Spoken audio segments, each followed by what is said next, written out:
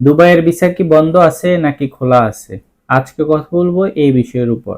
অনেকে প্রশ্ন করেন দুবাই আমি যেতে আগ্রহী, এখন দুবাইয়ের ভিসা কি বন্ধ আছে কিনা? অনেকে তো ভিসা করতে পারছে, আসলে কি দুবাইয়ের ভিসাটি ওপেন আছে নাকি বন্ধ আছে?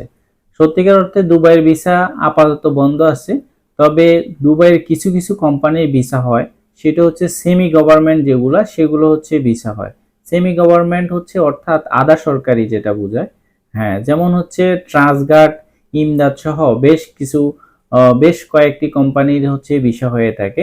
ভিডিওটি না টেনে সম্পূর্ণ দেখার অনুরোধ রইল। দেশ এবং দেশের বাহিরে যে যেখানে আছেন সকলকে এনায়েত ইন্টারন্যাশনাল লিমিটেড আর এল 316 পক্ষ থেকে স্বাগত জানাচ্ছি। আজকে কথা বলবো দুবাইয়ের ভিসা নিয়ে।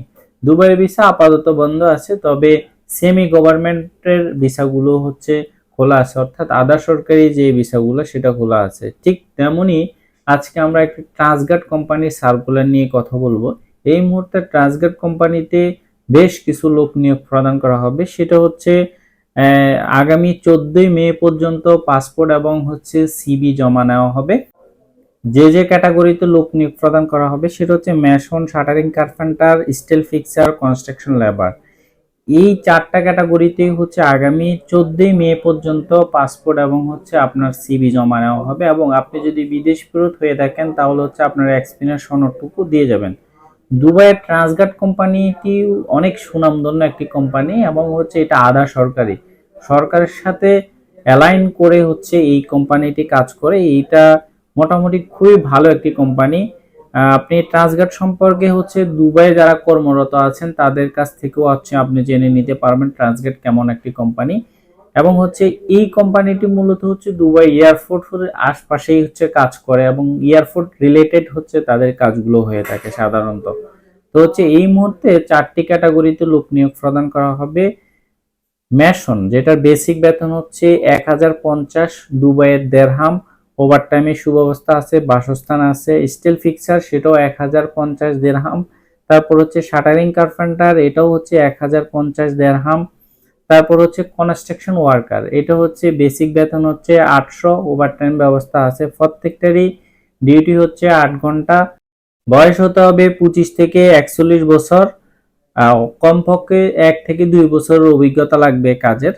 তো হচ্ছে mason, shuttering carpenter, still fixer, এই তিনটার ভিসার কস্টিং হবে হচ্ছে 230। আর হচ্ছে কনস্ট্রাকশন যেটা লেবার হচ্ছে সেটা ভিসার কস্ট হবে হচ্ছে 260, অর্থাৎ B60। তো হচ্ছে ট্রান্সগার্ড কোম্পানিটা হচ্ছে দুবাইয়ের টপ টপ কোম্পানিগুলোর মধ্যে একটি কোম্পানি। তো হচ্ছে আসলে যাদের ধৈর্য আছে শুধুমাত্র তারাই আসবেন। দেখেন দুবাইয়ের ভিসা হতে কিন্তু অনেক সময় লাগে, মিনিমাম 3 থেকে 4 মাস সময় লেগে যায়। তো যাদেরই ধৈর্য আছে শুধুমাত্র তারাই পাসপোর্ট এবং আপনার সিভিটুকু জমা দিবেন।